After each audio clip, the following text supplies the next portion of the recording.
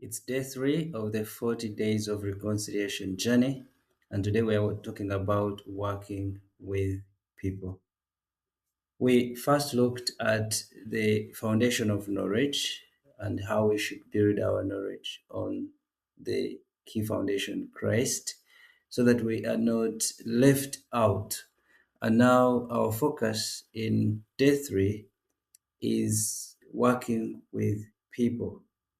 When you are starting to establish a vision or a mission, or when you inherit an ongoing leadership role, it is important to recognize that it's important to work with people, because if you leave people, you're going to be working alone. And if you have staff, they'll be looking at you and then wondering why they don't have staff. Let's assume you have 10 people.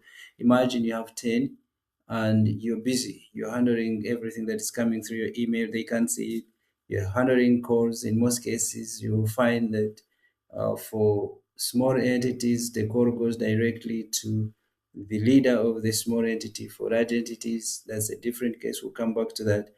So you will discover that you are busy and your team is watching you.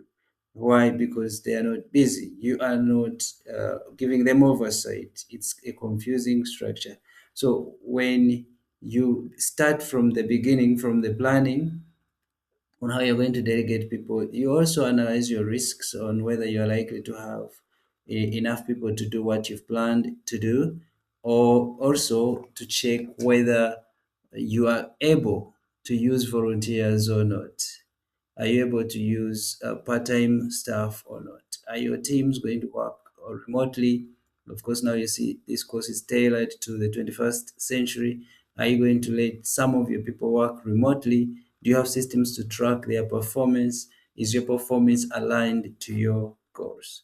So that is within a small structure. But when you come to a large structure, corporate structure, are you able to now oversee, like if you're an organization, is even your staff in the field calling you to know what to do?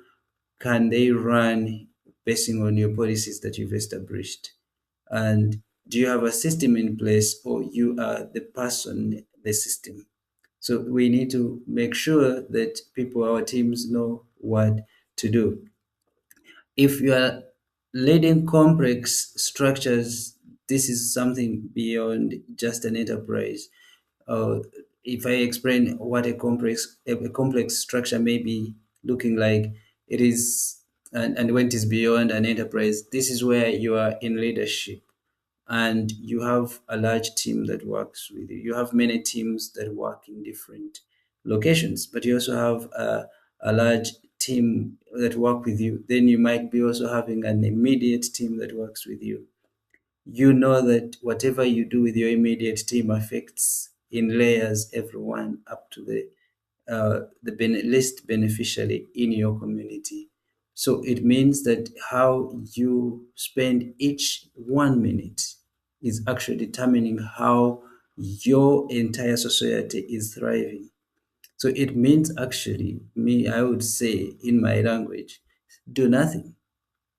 Just let the people work. Don't do too much, because things are going to be stored, things are not going to be moving on. You here what we can do is to learn from Exodus chapter 18, because we see Joshua leading a society. Everybody, he's really doing great. And this is the trap. He had been appointed by God, and there has not been anyone who has been in authority like Moses. But there was this trap. He was judging everyone. In most cases, when we feel that God has put us in place, indeed, He does put people in places, we think that no one else can advise us. But He has given community to us. He has given us very many people who can speak to us and help us understand and improve. For Moses, it was a father in law. In some cultures, somebody that is not expected to bring advice. He sees how Moses is overwhelmed trying to solve cases from small to great. critical, insensitive, sensitive.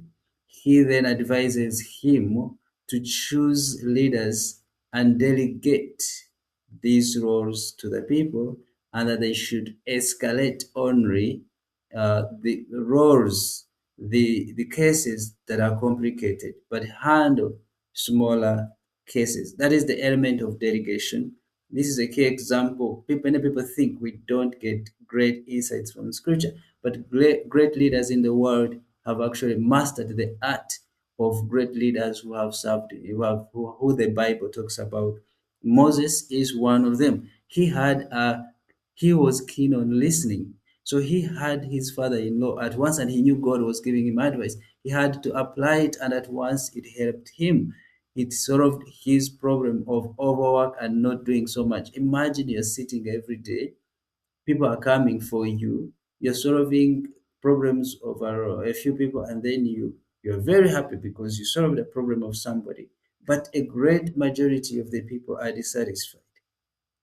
Did you know that also you could also work with your team and your teams, but in your strategic planning, you could design your planning in a such a way that these teams are actually working with you, not necessarily working independently, everyone working as if they are just doing their own strategy and not working with the shared strategy. And also, did you know that you could God, if we ask God to help us, also this is another element. Wisdom is from God. People can give you advice, but wisdom is from God, because you will discover that Jethro may not have mentioned every detail. Wisdom is from God. So when you hear advice from people, from your teams, these are boards, these are uh, for those others who have people who speak into them, like who are privileged, like in the case of Jethro, wisdom is from God on how to apply the things. So when you talk to God, it's better because He will give you wisdom. You may know how to plan your systems, your strategy in a such a way that even the least of your society is involved. Rather than thinking that you have a team that is going to work and work for everybody, how does that even work? It's actually it's everything is going to look like it's not moving when people think that they are in offices to work for everybody.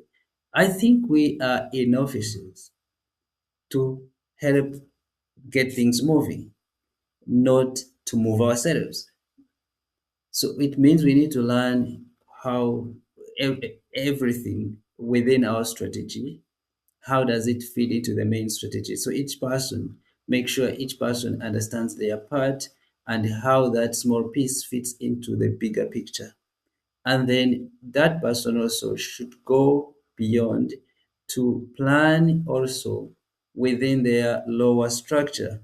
So in other words, when evaluation is employed, of course later we are going to talk about evaluation, we should be seeing how the list of the community is participating in planning in the same evaluation, and also in sharing the benefits. What goals do we have?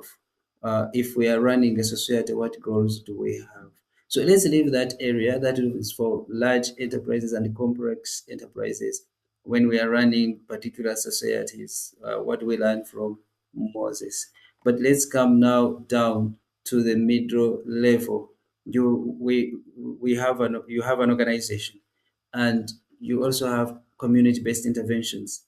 Is the coordinator of a community-based intervention coming to you to ask for advice on how to run things? It's not bad, but maybe are they coming to you every time, more or frequently, uh, or are they stopping in order to know, to get information from you on how to do things? Then things are not going to move too far. Imagine out of your 8 hour work, you are spending a lot of time just telling people what to do instead of helping them, training them, and empowering them, and letting them go on and do the work, and then also work with them through systems and policies to empower them. So God expects us to build a community, to work with people and not work alone. Working alone is almost equal to working against the people. So delegation is a key element. So the question here as we end, Are you trying to be a hero for the people you lead? Our core is to work with them and not just pretend to work for them. It doesn't work that way.